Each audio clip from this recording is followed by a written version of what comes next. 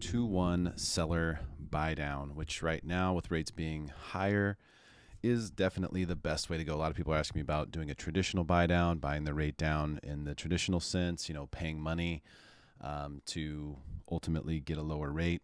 And you can do that. You can do that. And it's up to you whether you want to do that or not. The reason why right now I'm not recommending it in September 2023 is because we're in a higher part of the interest rate cycle. So we're at near the highs of where interest rates are in the cycle, which is about triple where they were at the lows, even quadruple where they were in the lows. So when we're in higher interest rate environment, it's usually not best to buy your rate down. Why? Because when you do, it's usually about a 3 or 40 year break even period. In other words, you need 3 or 4 years of that current mortgage before you break even on that buy down. And I think it's very likely that you'll refinance during that window, given the current circumstances, in which case you would then lose that money when you refinance. And so I think the risks outweigh the rewards in this particular case. However, with the 2-1 buy down, the nice thing about this is that it's paid for by the seller. So what is it? It's essentially a subsidy. It's the seller giving you a credit, which goes into an account, very similar to an escrow account. Goes into an account which then subsidizes the monthly payment for you each month throughout the process. Now there's a 2-1 buy down, a 3-2-1 buy down, a 1-0 buy down. They're all really the same. The most common one is the 2-1 buy down because it has a significant impact without a crazy significant cost to it. So here you can see this is a 2-1 buy down calculator. As you can see what's based on the loan amount, the interest rate, the term. That gives us a payment, but it also fills in the rest of this information. Now, when you do a 2-1 buy down, you do need a credit from the seller for this amount here. And it's how that's calculated is based on these subsidy totals. Okay. But what does it actually do? Well, in the first year, so in this example, we're using a loan amount of $500,000. Interest rate is 6.25%.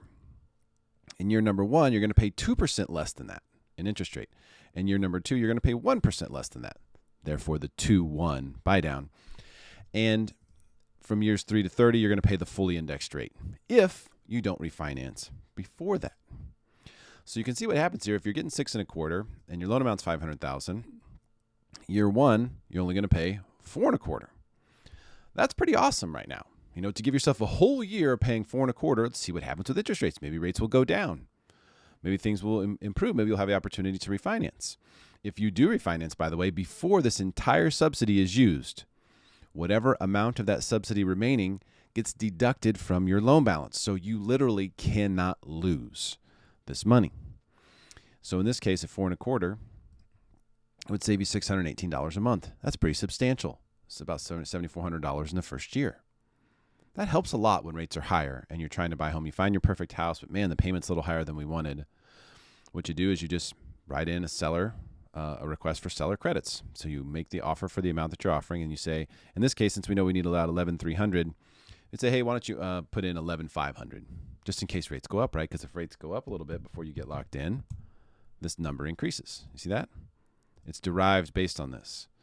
So you want to have a little cushion in your offer. And we can run these calculations very quickly for you. If you have questions on this, just give me a shout. In fact, I'll go ahead and put my email address up here so you can see it in case you need me. So you can email me right there. Now, if you're going to end up refinancing at any point in the first 3 years or the first 2 years, whatever remaining subsidy there is, gets credited to you. The downside, what's the downside to doing this? Well, the downside is you're borrowing more, right? Because you're borrowing that money, essentially. You're borrowing the subsidy amount. You could say, well, the seller's giving it to me. That's true. It's technically coming from the seller. But you're also, the seller is stating that, hey, we would take this much less in our offer. So you could buy the house for that much less if you didn't want to do the buy down.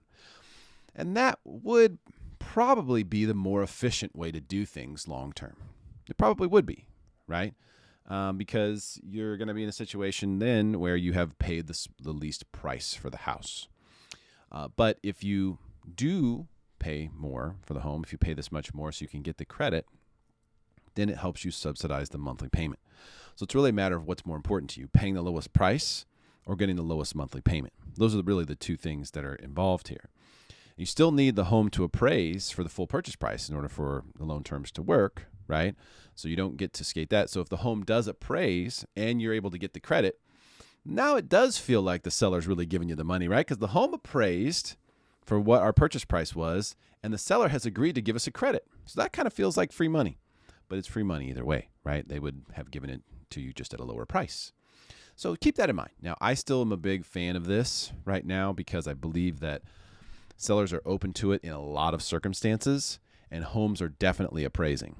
So I think this is how you kind of get a deal. You show the seller, hey, we're offering you the price that you want, but we want this credit over here so we can help with the interest rate. Sellers know the interest rates are higher. It's a reasonable request. So I do think that it makes sense, especially if you want the lowest payment now, you want the lower interest rate now. You don't want to wait to buy. You want to get in the market because you know that when rates go lower, prices are going to go up and the market's going to become a frenzy again. I do think that's likely in the next couple of years.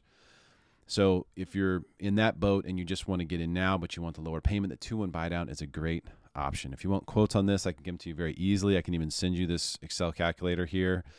Just shoot me an email here at this email address, derek@derekevans.com, and I'll get you all the information you need. We can also get you a very quick rate quote. Don't need to pull credit or anything like that. All I need is if you tell me what your credit score is, what the purchase price is, how much you plan to put down, and then whether it's a detached home or a condo. I can get you an interest rate quote as well so you know what to put in here or what rate you should be getting to put in here, and then we can figure all of this stuff out from there. So very simple program, very, very helpful on the payment side. Very little downside here, but particularly a lot less downside, in my opinion, than a traditional buy down where your money is actually on the chopping block if rates go down. You want to be rooting for rates to go down.